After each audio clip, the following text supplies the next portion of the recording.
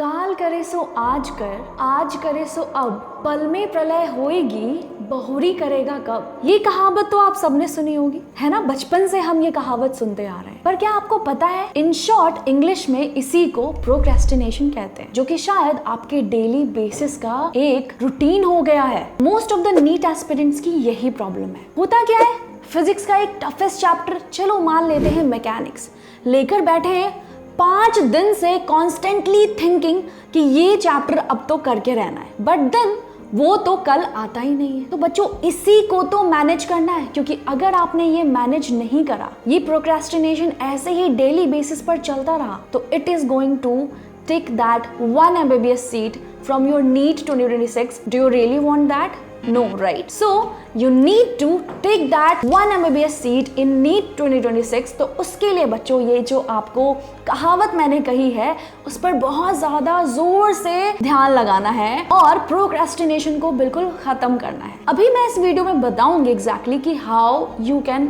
Actually do it. तो बच्चों, ये सिर्फ आपकी प्रॉब्लम नहीं है, ये जितने भी नीट एस्पिरेंट्स की भीड़ है जो नीट 2026 की प्रिपरेशन कर रहे हैं और चाहते हैं वो 1 MBBS की सीट लेना, उन सभी की प्रॉब्लम है। पर एक्चुअली बताऊं क्या, आपको उस भीड़ से अलग कुछ करना है। आपको ये जो डेली प्रोक्रेस्टिनेशन है, इसको ख़त्म करना होगा, नहीं तो आपकी नीट 2026 में वो जो 1 MBBS की सीट है ना, वो बच्चों इस बार फिर से मिस हो जाएगी।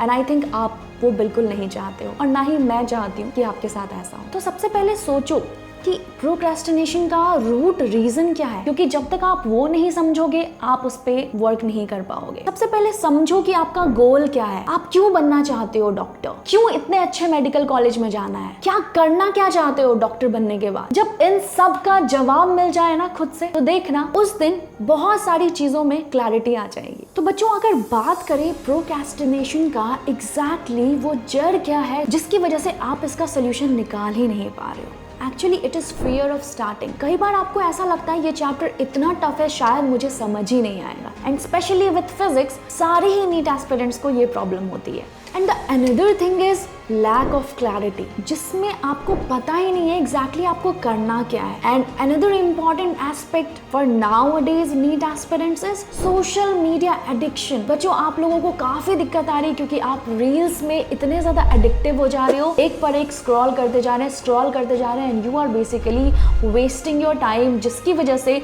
आपको वो रील्स ज्यादा इंटरेस्टिंग लगते हैं with respect to the NEET की NCERT बुक्स, जो कि आपके लिए बहुत ही ज़्यादा इम्पॉर्टेंट है। आपके ही लिए नहीं, चाहे वो कोई भी नीट एस्पिरेंट हो, किसी के लिए भी। अब मुझे ये सवाल ना कई बच्चे पूछते हैं और कहते हैं कि मैम वो कंसिस्टेंसी नहीं मेंटेन हो पा रही है, मेरी सिटिंग कैपेसिटी बहुत कम हो पा रही है, क्योंकि मैं 10-15 मिनट ही पढ़ने के बाद मेरा जो कंसंट्रेशन है वो खराब हो जा रहा है, जिसकी वजह से मैं उठ जा रहा हूँ, मैं पढ़ना छोड़ दे रहा हूँ। तो बच्चों, ये प्रॉब्लम सिर्फ आपकी ही नहीं है, ये प्रॉब्लम हर एक दूसरे नीट एस्पिरेंट की है। तो इसके लिए परेशान नहीं होना है। चलो, ये YouTube पर सोल्यूशन आई डोंट थिंक कि कोई बताएगा, सो मैं आपको बताने वाली हूँ अभी इस पर्टिकुलर वीडियो में इस पर्टिकुलर थिंग का पूरा सोल्यूशन। तो इस वीडियो को पूरा देखना अगर आप भी चाहते हो कि ये जो जनरल प्रॉब्लम्स जो डेली लाइफ की आप हर वक्त फेस कर रहे हो, पर उसका सोल्यूशन तो है ही नहीं, पर है, मैं बता रही हूँ। So the first solution is use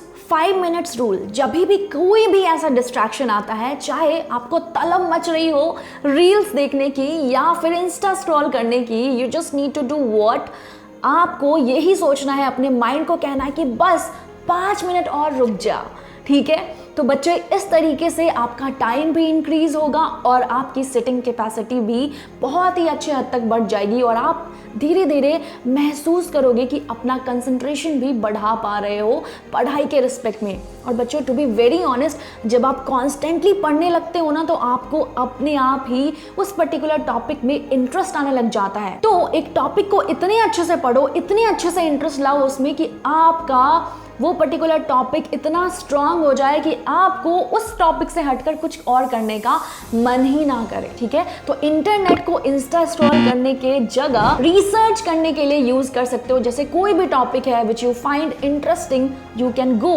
and research about it. तो यहाँ से आपकी नॉलेज भी बढ़ती है और आप बेसिकली फ्लो भी ब्रेक नहीं होता है, जिसकी वजह से आप कनेक्टेड रहते हो अपने स्टडीज वाले पार्ट से। तो यूज सोशल मीडिया, पर yes, only for your own benefit, जो कि कनेक्टेड हो स्टडीज से। बच्चों बस कुछ दिनों की बात है, उसके बाद चलाते रहना इंस्टाग्राम, बेटा स्क्रॉल करते रहना, कोई कुछ नहीं कहने वाला है। पर इन कुछ महीनों के सैक्रिफाइसेस ना, it is directly proportional to your whole life happiness. अब देखो बच्चों, अगर इस प्रोक्रेस्टिनेशन से ऊपर उठना है तो सबसे पहले इनिशियली 0 लेवल से कैसे शुरू करना है। तो डेली टारगेट्स तो मैं हमेशा बोलती हूँ कि आपको सेट करना है, पर चलो अभी आपके टारगेट्स को शॉर्ट रखते हैं, जिसमें से 3 टास्क डेली बेसिस पर करते हैं। And what will be that, अभी से लिख लो। आपको ये करना है कि फिजिक्स के 20 फॉर्मूलाज आपको डेली बेसिस पर याद करने हैं। अनदर थिंग, बायोलॉजी का 2 डायग्राम्स अच्छी तरह से ड्रॉ करके लेबल कर लो, उसको कम से कम 2 से 3 बार बच्चों नोटबुक में बनाओ, क्योंकि इससे आपका जो डायग्राम है वो इतना परफेक्शन में प्रिपेयर हो जाएगा कि कहीं से भी किसी भी तरह से क्वेश्चन आए, you are never gonna miss it. और नेगेटिव मार्किंग तो दूर दूर तक कोई चांसेस नहीं है। नाउ हर दिन आधे घंटे एनसीईआरटी रीडिंग तो जरूर से जरूर रखना। तो ये तो शुरुआत है, धीरे धीरे ऐसे ही बच्चों इसका लेवल आप ऊपर करते जाओगे एंड देखना आपका प्रोक्रेस्टिनेशन यूं गायब हो जाएगा। अब देखो बच्चों, जो नेक्स्ट और थर्ड सोल्यूशन है that is use visual timers. एक स्टॉप वॉच लगा लो बच्चों जब भी आप पढ़ने बैठते हो। मुझे पता है अभी इनिशियली में भी आप, जबकि अगर आपकी कंसिस्टेंसी बहुत खराब है, सिटिंग कैपेसिटी बहुत खराब है, आप बिल्कुल ही नहीं बैठ पाते हो, मतलब 10 मिनट से ज्यादा नहीं बैठ पाते हो, तो चलो अभी आधे घंटे का टाइमर सेट करते हैं। कोशिश करना है कि उस आधे घंटे से पहले बिल्कुल भी नहीं, किसी भी हालत में नहीं उठना है, चाहे वो टी ब्रेक ही क्यों ना हो या फिर मम्मा बहुत ही यम्मी सा नाश्ता बनाकर ही क्यों ना ले आए। तो इस तरीके से जब आप स्टार्ट करोगे तो आप बहुत ही अच्छी प्रिपरेशन और कंसिस्टेंसी और सिटिंग कैपेसिटी तो इतनी हो जाएगी बच्चों कि आपको भी बिलीव नहीं होगा एक टाइम के बाद। पर हाँ, मैं यही सजेस्ट करूंगी एज एन फैकल्टी कि आपको 50 मिनट्स का बच्चे सिटिंग कैपेसिटी मिनिमम तो जरूर रखना चाहिए।